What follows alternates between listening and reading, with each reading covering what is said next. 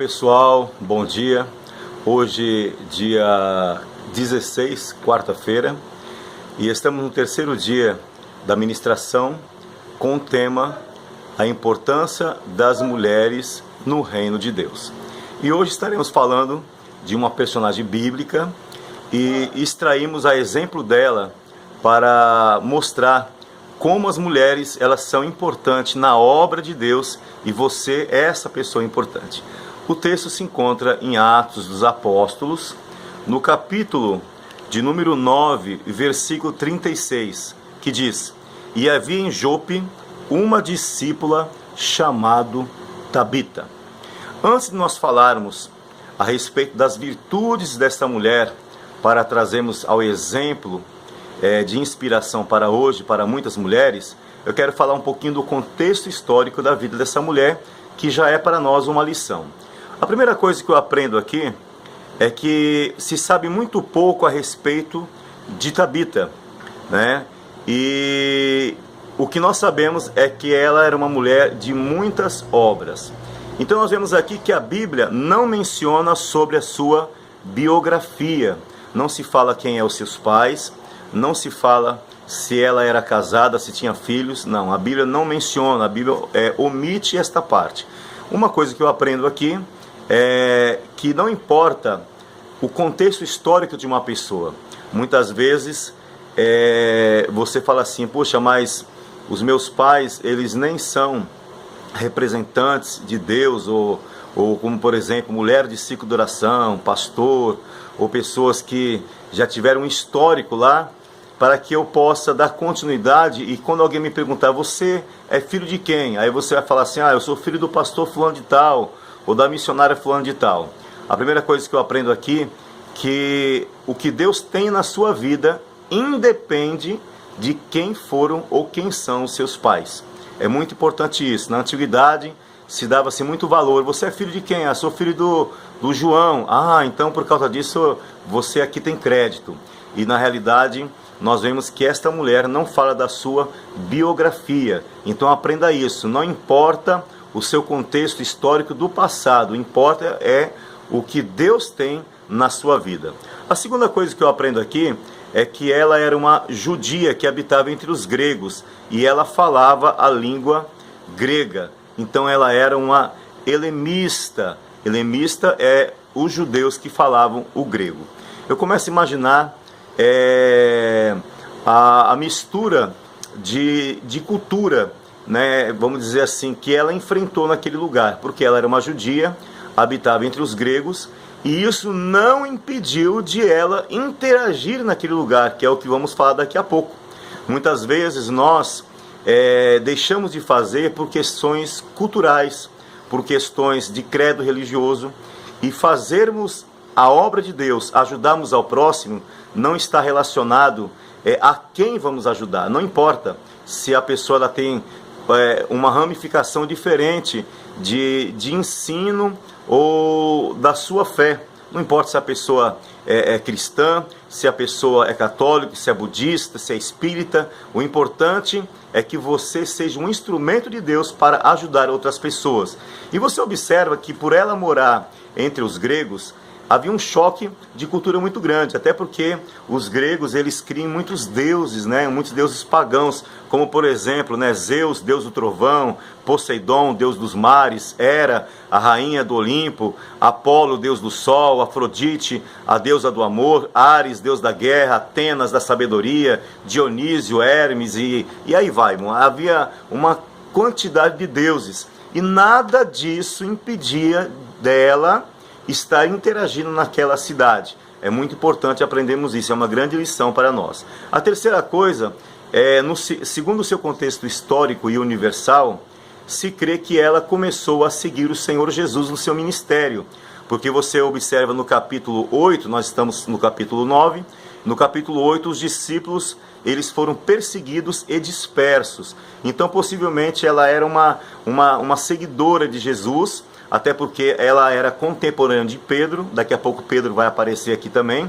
Pedro era um discípulo direto de Jesus. Então alguns historiadores levam a acreditar que Dorcas, né, que se chamava Tabita, ela era uma seguidora, então ela tinha um histórico, podemos dizer assim, tinha história, ela tinha um currículo, né? Ou seja, ela realizou grandes feitos porque ela aprendeu com Jesus. E uma coisa importante, você nunca vai conseguir realizar grandes feitos que haja realmente nesses feitos compaixão, amor e misericórdia, se você não aprender com o mestre que é Jesus. Caso contrário, nós acabamos vendo o que acontece no mundo. Muitas pessoas até fazem, mas até com interesse, ou segundo as intenções, ou até para aparecer. E ela, na realidade, não fez para isso. Uma grande lição para nós. O quarto lugar, eu ainda estou no contexto, né, da histórico, antes de entrarmos nas virtudes desta mulher. Ela foi a primeira e a única mulher na Bíblia que recebeu o título de discípula. Você não vê em outra passagem uma mulher chamada de discípula. Então, nós observamos que ela recebeu esse nome porque ela fez valer o nome que ela recebeu, o título de discípula, porque verdadeiramente ela era uma discípula do Senhor Jesus. O seu nome, Tabita, é um nome aramaico, que no grego significa Dorcas, né? Que também significa gazela. Interessante que ela recebeu o nome do seu nascimento acertado naquilo que ela era, ou seja, porque gazela é um animal gracioso e rápido, e ela tinha essas qualificações, uma pessoa graciosa, uma pessoa rápida. Eu ainda preguei no estudo de ontem, falando que no passado, né, era de costume no Oriente, a criança, quando nascia, dava-se o nome relacionado ao contexto do que a família estava passando, ou algo parecido com a criança. E o seu nome foi um nome acertado. Muito bem.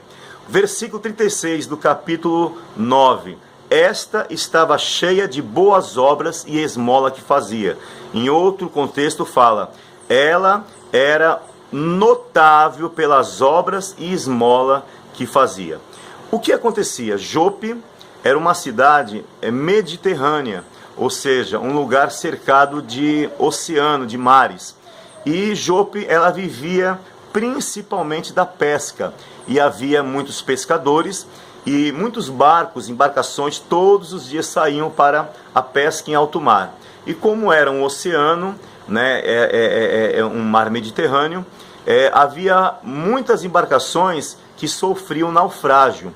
E devido a isso, era muito comum o barco não voltar, os homens morrerem em alto mar.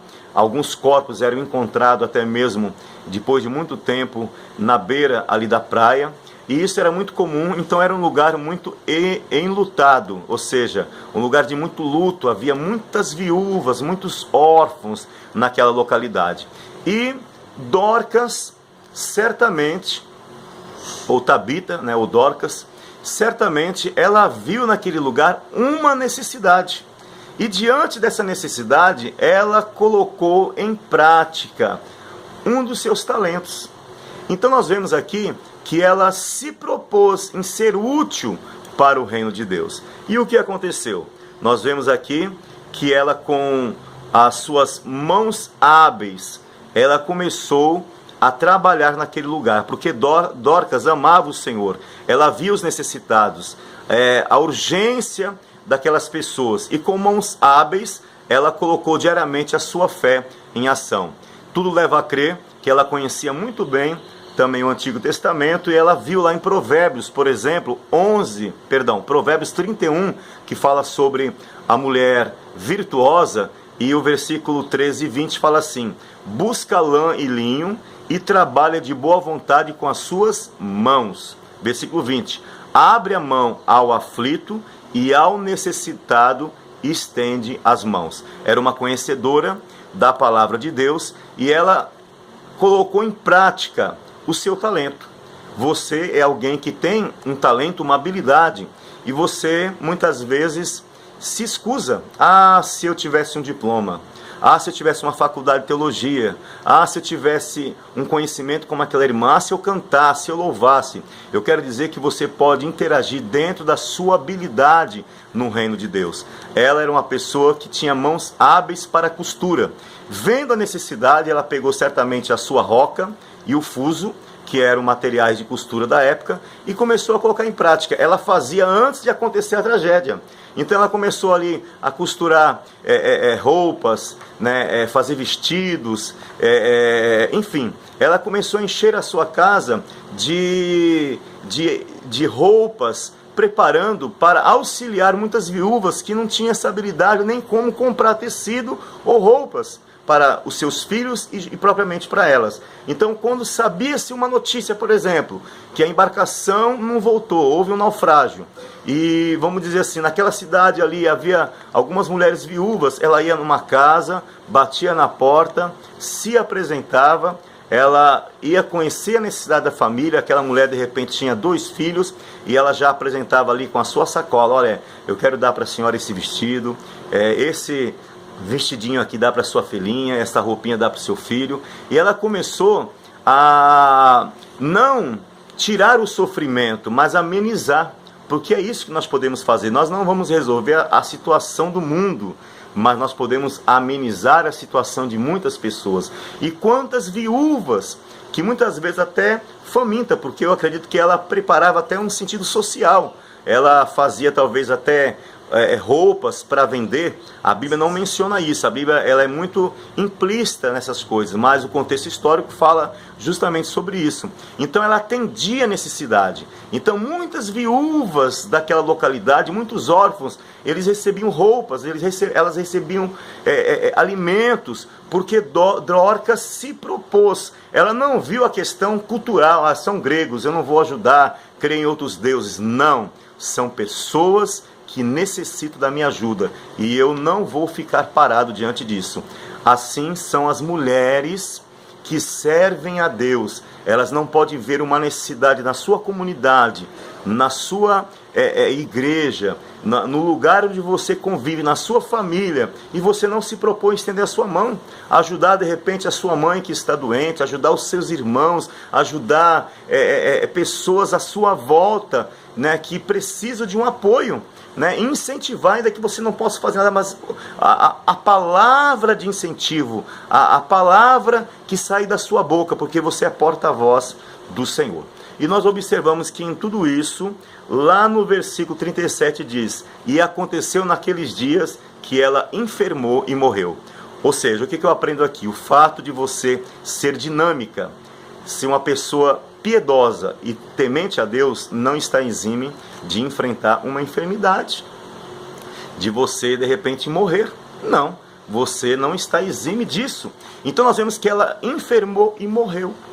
E quando ela morreu, o que aconteceu? No versículo 38 fala que Pedro estava nas localidades, numa cidade vizinha chamada Lida, e as pessoas, os discípulos, convidaram Jesus para fazer, vamos dizer assim, um culto fúnebre, ou uma palavra de consolo para as viúvas, para as pessoas daquela cidade. Quando Pedro chega naquele lugar, versículo 39, Pedro viu o impacto que ela causou na cidade através da sua dedicação, da sua habilidade. E certamente ele fez dali uma rápida apuração, perguntando à senhora: por que a senhora chora tanto? Era irmã dela? Não, eu não sou, nem conheço, mas eu sou uma viúva, meu marido morreu lá na pesca, e tá vendo esses 3, 4 filhos aqui que eu tenho? Foi ela quem fez as roupas, esse vestido que eu estou usando também. E ele começou a perguntar para várias viúvas, e a resposta era a mesma: essa mulher, ela me ajudou com uma cesta, ela me ajudou com alimento na hora que eu mais precisava. Então nós observamos que havia um ministério feminino, havia uma mulher que fazia a diferença numa cidade onde a maior parte dos habitantes eram estrangeiros, e ela não teve a questão cultural. Ela colocou as suas mãos hábeis e agiu. E ali ele fazendo aquele relatório de tantas viúvas e órfãos assistidos, ele falou: essa mulher não podia morrer. Eu quero dizer para você que de repente está na sua casa parada, desanimada, triste, porque não foi reconhecida no lugar onde você serve, onde congrega, ou na sua comunidade. Eu quero dizer que não é hora para isso. Não há tempo para perder tempo. Levante-se. A Bíblia fala assim: levantai, mulheres que estáis cansadas. E é isso que o Senhor está falando com você nesse dia ou nesta noite, não sei a hora que você estará vendo esse vídeo. Levante-se, Coloca as suas habilidades em dia. Talvez você não tenha habilidade da costura, mas você tem várias. Habilidade de pregar, de louvar. Você pode louvar a Deus para pessoas que estão vivendo um sofrimento. E o louvor, a Bíblia fala que Deus habita no meio do louvor. Bom, para resumir, completou já 15 minutos, finalizando, Pedro então ora sobre ela, ressuscita. E a Bíblia nos fala, no versículo 41, chamando os santos, principalmente as viúvas, entregou ela, e ela ressuscitou e voltou às suas atividades. Amados, é o que nós aprendemos. O resultado desse milagre foi no versículo 42. Muitos daqueles lugares creram na pessoa de Jesus. Eram gregos e acabaram se convertendo ao cristianismo. Deus abençoe, que essa palavra possa despertar, minha irmã, a sua vida. E você também, meu irmão, desperta. Desperta tu que dorme, levanta-te dentre os mortos e Cristo te esclarecerá. Deus abençoe, bom dia, que o seu lar seja abençoado e impactado pela presença do Senhor. Deus abençoe em nome de Jesus.